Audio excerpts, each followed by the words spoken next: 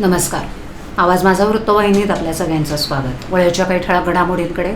लाडकी सून अभियानाअंतर्गत महिला पदाधिकाऱ्यांची बैठक पडली पार. सर्वंकष स्वच्छता मोहिमेला नागरिकांचा उत्स्फूर्त प्रतिसाद आणि दुरुस्तीच्या कामामुळे ठाणे शहरातील पाणीपुरवठा राहणार बंद.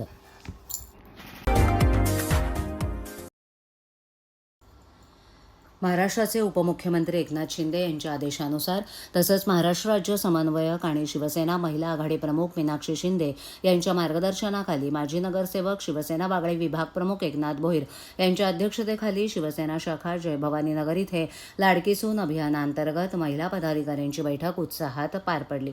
या बैठकीदरम्यान महिलांशी थेट संवाद साधत त्यांना अभियानाचं उद्दिष्ट, कार्यपद्धती आणि संघटनेची भूमिका याबाबत सविस्तर मार्गदर्शन करण्यात आलं. सून ही घरातील मुलगीच असल्याची भावना समाजात दृढ करणं, तिचा सन्मान आणि सुरक्षिततेची हमी देणं आणि महिलांवरील कोणत्याही अन्यायाविरुद्ध ठामपणे उभे राहणं हा या अभियानाचा मुख्य गाभा असल्याचं मीनाक्षी शिंदे यांनी नमूद केलं. तसंच महिलांवरील अत्याचारांच्या घटनांची ओळख करून त्यांना त्वरित कायदेशीर मदत मिळवून देणं, त्यांच्या हक्कांविषयी जनजागृती करणं तसंच पीडित महिलांमध्ये आत्मविश्वास वाढवून त्यांना मानसिक, नैतिक आधार देणं यावर विशेष भर देण्यात आला. घरगुती हिंसा हा गुन्हा आहे, तो केवळ कौटुंबिक विषय नाही, हा ठोस संदेश समाजापर्यंत पोहोचवण्याचं आवाहन यावेळेला करण्यात आलं.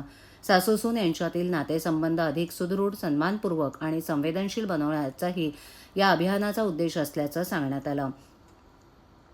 यावेळेला नगरसेविका एकता भोईर, नगरसेविका यज्ञा भोईर तसंच विभागातील महिला पदाधिकारी आणि कार्यकर्त्या मोठ्या संख्येनं उपस्थित होत्या. सून ही लेकीसारखीच आहे, तिला सन्मानानं वागवा असा संदेश देत सुरक्षित आणि सुदृढ समाज निर्मितीसाठी नागरिकांनी सक्रिय सहभाग नोंदवावा असं आवाहन करण्यात आलंय. हिंदी ये बोलेगी. काही लाडकी सून अभियान सर्वत्र राबवलं जाते. आज या ठिकाणी जय भवानी नगर येथे देखील आपण केलेलं. कशा प्रकारे महिलांनी यासाठी संपर्क करावा? मला असं वाटतं लाडकी सून अभियानाचा हा 6वा टप्पा आहे आणि शाखा तिथे अभियान आपण सुरुवात केलेली आहे आणि प्रत्येक जिल्हा लेवलला असेल, पूर्ण महाराष्ट्रभर असेल, आपण लाडकी सून अभियानाची सुरुवात करतोय. महिलांवर होणारे अन्याय, अत्याचार हे लक्षात घेऊन माजी मुख्यमंत्री एकनाथजी शिंदे साहेब यांनी ही संकल्पना आणली आणि लाडकी सून योजना अंमलात आणण्यासाठी अशा प्रकारे गेले 7 ते 8 महिने आपण काम करतोय आणि आज पूर्ण शाखेच्या माध्यमातून आपण शाखा तिथे अभियान चालू केलेलं आहे आणि पूर्ण ठाणे शहरामध्ये अशा प्रकारचं आपण अभियानाची सुरुवात करतो आणि चांगला प्रतिसाद लोकांकडून आपल्याला मिळतो. ठाणे महापालिकेच्या माध्यमातून महापौर शर्मिला पिंपळुलकर यांच्या मार्गदर्शनाखाली ठाणे शहरातील विविध प्रभागात सर्वंकष स्वच्छता मोहीम राबवली जाते. आज पालिकेच्या लोकमान्य नगर सावरकर प्रभाग समिती अंतर्गत प्रभाग क्रमांक 14 परिसरात सर्वंकष स्वच्छता मोहीम राबवण्यात आली. या मोहिमेत विविध विभागांच्या समन्वयातून व्यापक प्रमाणावर स्वच्छता करण्यात आली. या स्वच्छता मोहिमेत स्थानिक नगरसेवक दिलीप बारटक्के, राकेश शिंदे, स्थानिक नगरसेविका कांचन चिंदरकर उपस्थित होते. लोकमान्य डेपो ते ज्ञानोदय विद्यालय ते जुना डेपो, लोकमान्य डेपो ते आईमाता आणि भगवती विषय अपार्टमेंट परिसर, लोकमान्य डेपो ते पंचमुखी सोसायटी, डेनिस कंपाऊंड ते गोकुळ डेअरीपर्यंतचा परिसर, लोकमान्य डेपो ते लोकमान्य जुना डेपो परिसरातील आतील रस्ते, गल्ल्या, लोकमान्य सर्कल डेपो आतील परिसर, यशोधन नगर ते ठाकूर कॉलेज ते महात्मा फुले गार्डन परिसर, आईमाता ते वर्तकनगर नाका इत्यादीत स्वच्छता मोहीम राबवण्यात आली. या मोहिमेदरम्यान एकूण 60 टन कचरा आणि माती उचलण्यात आली.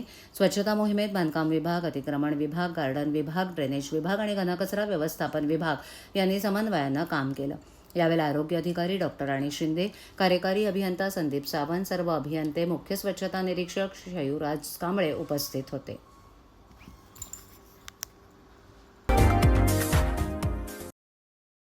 महाराष्ट्र औद्योगिक विकास महामंडळामार्फत करण्यात येणाऱ्या देखभाल आणि दुरुस्तीच्या कामामुळे ठाणे शहरातील काही भागांमध्ये 24 तास पाणीपुरवठा बंद राहणार आहे.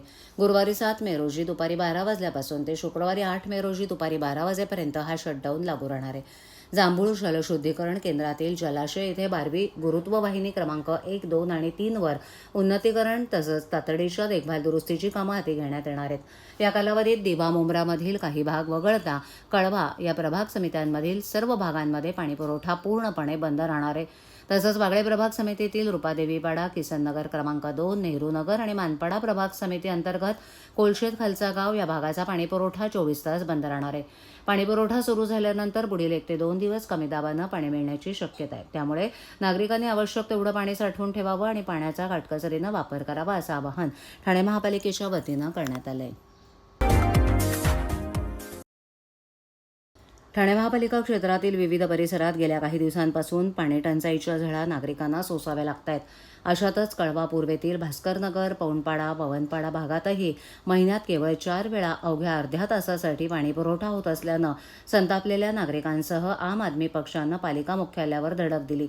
यावेळेला पाणी प्रश्न सोडवा, अन्यथा अर्धनग्न होऊन आंघोळ करू असा इशारा देण्यात आला. यंदाच्या वर्षी तापमानात अपेक्षेप्रमाणे अधिक वाढ झाली आहे. वाढत्या तापमानामुळे धरणातील पाणीसाठ्यात देखील कमालीची घट झाली आहे.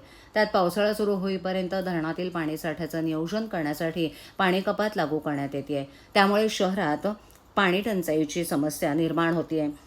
अद्याप कपात लागू करण्यात आली नसली तरी विविध कारणांमुळे पाणीपुरवठा बंद ठेवण्यात येत असल्यानं टंचाईला नागरिकांना सामोरं जावं लागतंय. अशातच कळवा पूर्वेतील भास्करनगर, पवनपाडा, पवनपाडा परिसरात महिन्यातून केवळ 4 वेळेला अर्ध्या तासासाठीच पाणीपुरवठा होत असल्याचा दावा करत या भागातील तीव्र पाणी टंचाईच्या प्रश्नावरून आम आदमी पक्षानं ठाणे महापालिकेच्या मुख्य प्रवेशद्वारावर निदर्शनं केली. परिसरात 3 जलकुंभ असतानाही नियमित पाणी मिळत नसल्यानं लाखो नागरिकांना मोठा त्रास सहन करावा लागतोय. या भागातील नागरिक करदाते असूनही त्यांना मूलभूत सुविधा मिळत नाहीयेत. विभागीय पाणीपुरवठा अधिकारी त्यांची जबाबदारी योग्य प्रकारे पार पाडत नाहीयेत असा आरोप त्यांनी केलाय. ठाणे शहर जिल्हाध्यक्ष अमर आमटे यांनी केला. ठाणे महापालिकेच्या पाणीपुरवठा विभागाचे उपनगर अभियंता विनोद पवार यांनी आंदोलनकर्त्यांची भेट घेऊन त्यांची समस्या जाणून घेत ती सोडवण्यासाठी आश्वासन दिले.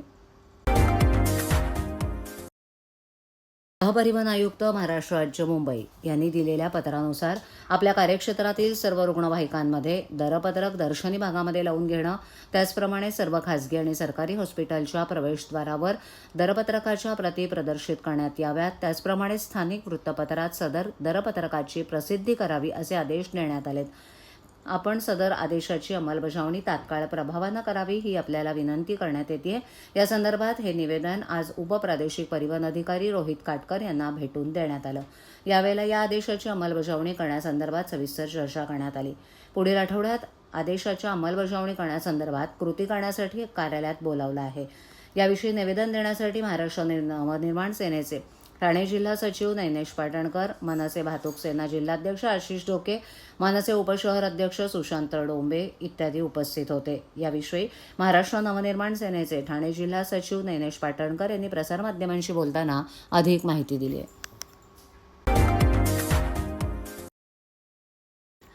जनगणना प्रक्रियेत हलगर्जी केल्याप्रकरणी दिवा प्रभाग समिती अंतर्गत येणाऱ्या 3 शाळांतील शिक्षकांविरोधात कारवाईचा बडगा उगारण्यात आलाय. प्रशिक्षणासाठी वारंवार सूचना देऊनही टाळाटाळ केल्याचा ठपका ठेवत संबंधित शिक्षकांविरोधात अखेर अदखलपात्र गुन्हा दाखल करण्यात आलाय. जनगणना मोहिमेसाठी ठाणे महापालिकेकडून नियुक्त कर्मचाऱ्यांना वेळोवेळी प्रशिक्षण देण्यात येते. या प्रशिक्षणाच्या माध्यमातून माहिती संकलनाची अचूक पद्धत, डिजिटल प्रणालीचा वापर तसंच नागरिकांशी संवाद याबाबत मार्गदर्शन केलं जातं. मात्र दिवा प्रभागातील ड्यूड्रॉप स्कूल, ग्लोबल इंग्लिश स्कूल आणि साऊथ इंडियन स्कूल येथील काही शिक्षकांनी या प्रशिक्षणाला उपस्थित राहण्यास टाळाटाळ केल्याचं समोर आलंय. प्रशासनानं यापूर्वी नोटीस बजावूनही संबंधित शिक्षकांनी गांभीर्य दाखवलेलं नाहीये. परिणामी जनगणनेच्या कामात अडथळा निर्माण होत असल्याचं निदर्शनास आल्यानंतर पालिकेनं कठोर भूमिका घेतली. अखेर संबंधितांविरोधात स्थानिक पोलीस ठाण्यात गुन्हा नोंदवण्यात आला आहे. प्रशासनाचा इशारा, या कारवाईमुळे शिक्षक वर्गामध्ये खळबळ उडाली आहे. जनगणना कामात हलगर्जी करणाऱ्यांविरोधात पुढील काळात आणखीन कडक कारवाई केली जाईल असा इशारा पालिकेच्या अधिकाऱ्यांनी दिला आहे.